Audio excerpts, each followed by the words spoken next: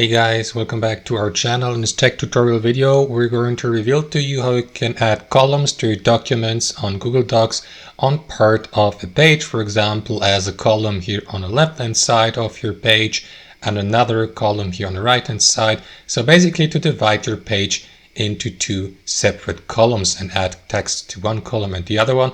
Let us guide you through this. It is actually very simple and you absolutely don't need any technical skills to pull this off. So let me go, for example, with that example text here.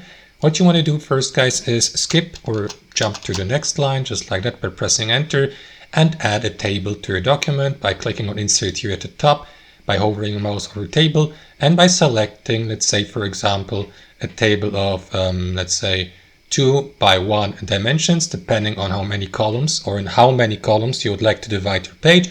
If you'd like to divide them into 3 separate columns, left, center, right, I would recommend to go with 3 by 1, but for the sake of this tutorial, let us stick to 2 by 1 for one column here and one here. So what you want to do next step, guys, is simply highlight the text you would like to add to the left side of your page and place it here into that cell, and repeat the same process with the other part of your text you would like to place here on the right side and paste it here.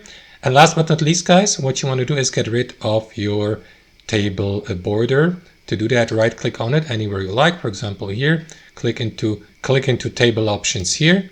And after that, this panel here on the right hand side will open up. So what you want to do is expand the color options. And here under table border, simply select a 0 border thickness to 0 pt.